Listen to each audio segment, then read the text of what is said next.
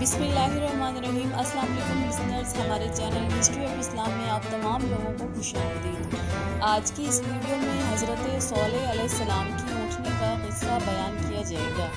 Video शुरू करने से पहले आप सब लोगों से ये गुजारिश है कि प्लीज़ हमारे चैनल हिस्ट्री ऑफ इस्लाम को लाइक कीजिए, हमारी इस वीडियो को अपने दोस्तों के साथ भी शेयर कीजिए और हमारे चैनल को सब्सक्राइब कीजिए। क़ससुल अंबिया में ये बात बयान की गई है कि बनी समूद एक मशहूर कबीला है जिसको इसके जद्द अमजद समूद के नाम की मुनासबत से ही समूद कहा जाता है। समूद और जदीस दो भाई हैं जो कि आसिर बिन इरम बिन साम बिन नूह अलैहिस्सलाम के बेटे थे। ये अरब आरबा हैं और इनकी रिहाइश हिजाज और तबूक के दरमियान हिज्र के इलाके में थी। आप सल्लल्लाहु अलैहि वसल्लम अपने सहाबा के साथ तबूक की तरफ जाते हुए वहाँ से गुजरे थे। कौम समूद कौम आद के बाद गुजरी है और ये कौम आद की तरह ही बुतों की इबादत करती। इसीलिए अल्लाह रब्बुल इज़्ज़त ने उन्हीं में से अपने बंदे और रसूल सौलेह अलैहिस्सलाम को उनके दरमियान भेजा। हज़रत सौलेह अलैहिस्सलाम का सिलसिला नसब कुछ यूँ है: सौलेह बिन अबीद बिन मासे बिन अबीद बिन हादिर बिन समूद बिन आसिर बिन इरम बिन नूह अलैहिस्सलाम। हज़रत सौलेह अलैहिस्सलाम ने अपनी कौम को एक अल्लाह की इबादत की तरफ बुलाया जिसका कोई शरीक नहीं। आपने अपनी कौम से ये कहा कि बुतों और अपने झूठे खुदाओं की इबादत करना छोड़ दो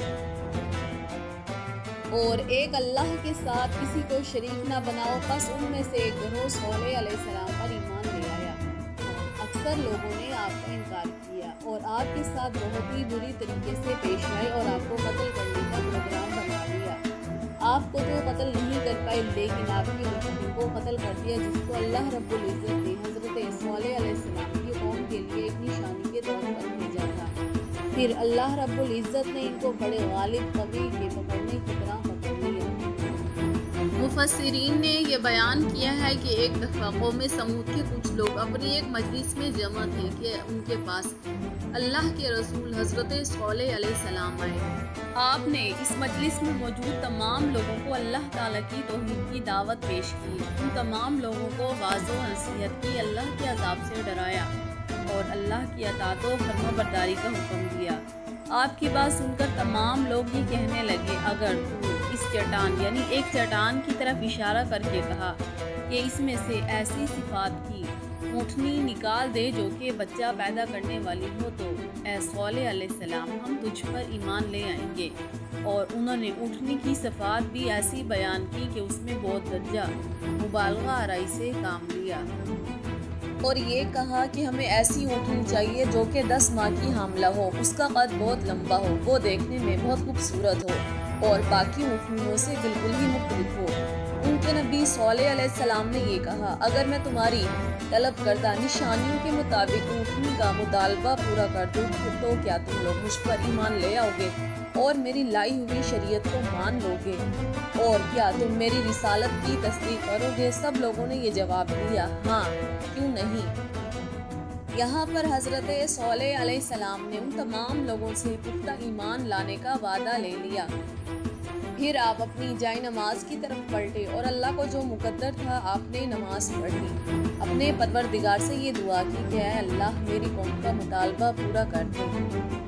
अल्लाह रब्बुल इज़्ज़त ने एक चट्टान को फटने का हुक्म दिया और इसमें से बहुत बड़ी और 10 माह की हामला ऊँटनी निकाली जो कि उन लोगों के मुतालबे के ऐन मुताबिक थी। जब आपकी कौम के लोगों ने ऊँटनी देखी तो वो लोग बहुत ज़्यादा घबरा गए क्योंकि वो ऊँटनी आम ऊँटनियों के मुताबिक नहीं थी। उसके नतीजे में बहुत से लोग तो ईमान ले आए और बहुत से लोग कुफ्र व ज़लालत पर कायम रहे।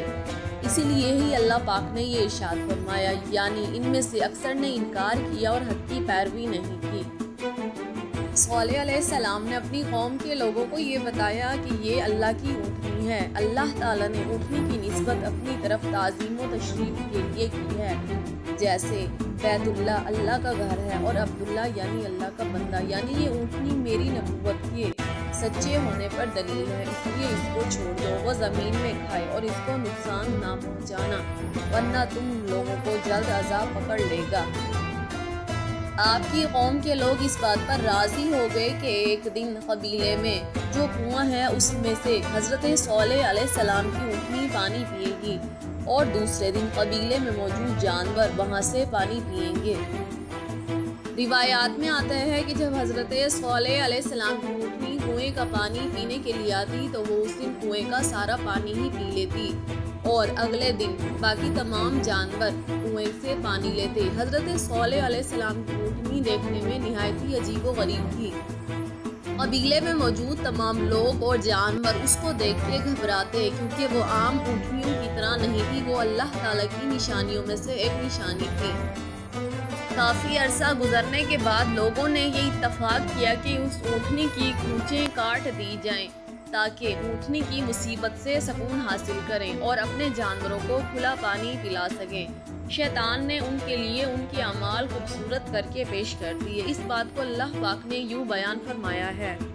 ترجمہ: پس انہوں نے اونٹنی کی کونچیں کاٹ دیں اور اپنے رب کے حکم سے سرکشی کی اور یہ کہنے لگے، اے صالح علیہ السلام، اگر تو رسولوں میں سے ہے تو ہم پر وہ عذاب لے آ جس سے تو ہمیں دھمکا رہا ہے۔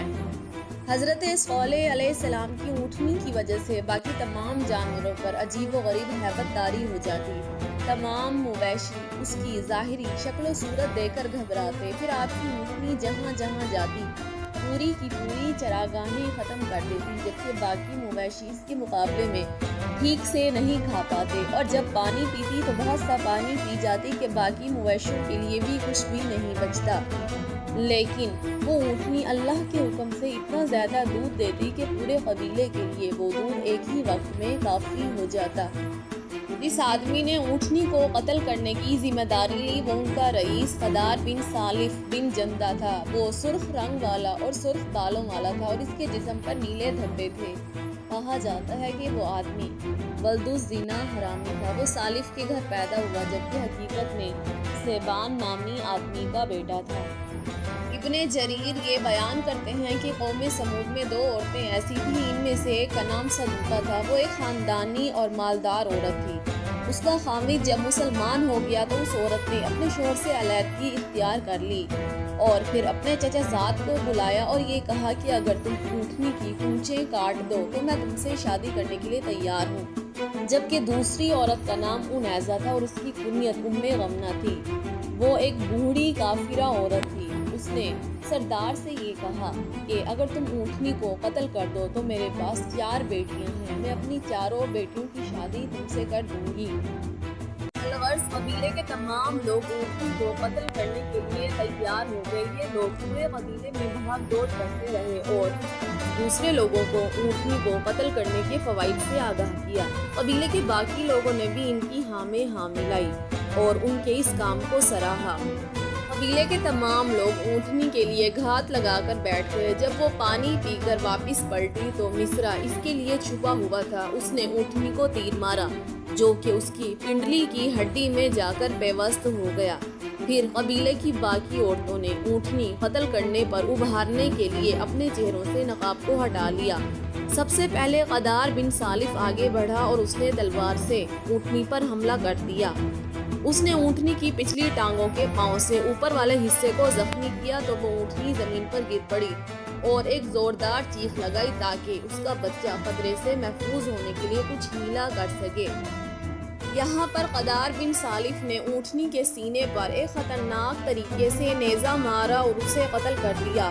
اونٹنی کا بچہ بھاگا اور پہاڑ کی چوٹی پر چڑھ گیا اور 3 دفعہ بلبلایا، اے میری ماں آپ کہاں ہیں؟ پھر وہ ایک چٹان میں داخل ہو کر غائب ہو گیا۔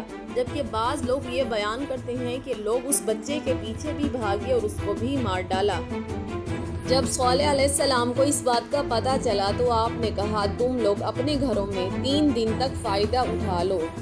اس کے بعد آپ کی قوم کے لوگوں نے آپ ہی کے قتل کا منصوبہ بنایا۔ آپ کی قوم کے لوگ جیسے ہی آپ کو قتل کرنے کے لیے آئے، اللہ رب العزت نے ان تمام لوگوں پر پتھر برسا دیا اور ان کے سروں کو کچل دیا۔ اور مہلت کے 3 دنوں میں سے جب پہلا دن آیا تو قوم سمود کے چہرے زرد ہو گئے کہ جس طرح صالح علیہ السلام نے ان کو ڈرایا تھا۔ جب شام ہوئی تو سب لوگ پکار اٹھے کہ وہ ایک دن تو گزر گیا اور ہمیں کچھ بھی نہیں ہوا۔ جب جمعے کا دن آیا تو ان تمام لوگوں کے چہرے سرخ ہو گئے۔ جب شام ہوئی تو وہ یہ کہنے لگے، ہماری مہلت کے 2 دن گزر گئے، ہمیں تو کچھ بھی نہیں ہوا۔ جب ہفتے کے دن صبح کی جو ان کی مہلت اور فائدہ اٹھانے کا آخری اور تیسرا دن تھا تو آپ کی قوم کے تمام لوگوں کے چہرے سیاہ ہو گئے۔ جب شام ہوئی تو وہ تمام لوگ آوازیں لگانے لگے کہ ہماری مہلت کی مدت گزر گئی، اب ہم پر کچھ بھی نہیں ہوگا، یعنی ہم پر اب کوئی عذاب نہیں آئے گا۔ جب ان پر اتوار کا دن آیا یعنی چوتھا دن آیا تو وہ تمام لوگ خوشبو لگا کر تیار ہو کر بیٹھ گئے اور انتظار کرنے لگے کہ رب العالمین ان پر کون سا عذاب لے کر آتے ہیں۔ صبح کے وقت جب سورج طلوع ہو کر ان پر چمکنے لگا تو آسمان سے ان پر ایک چیخ آئی اور ان کے نیچے سے ایک زلزلہ آیا تو تمام روحیں نکلنے لگی۔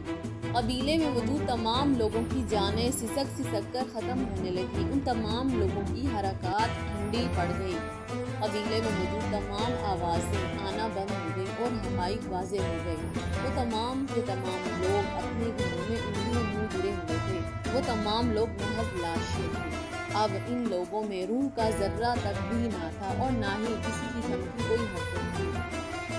بات کو اللہ رب العزت نے قرآن پاک میں بھی یوں بیان فرمایا ہے، خبردار قوم سمود کے لیے پھٹکار ہے، یعنی تقدیر کی زبان نے ان پر یہ آواز لگائی۔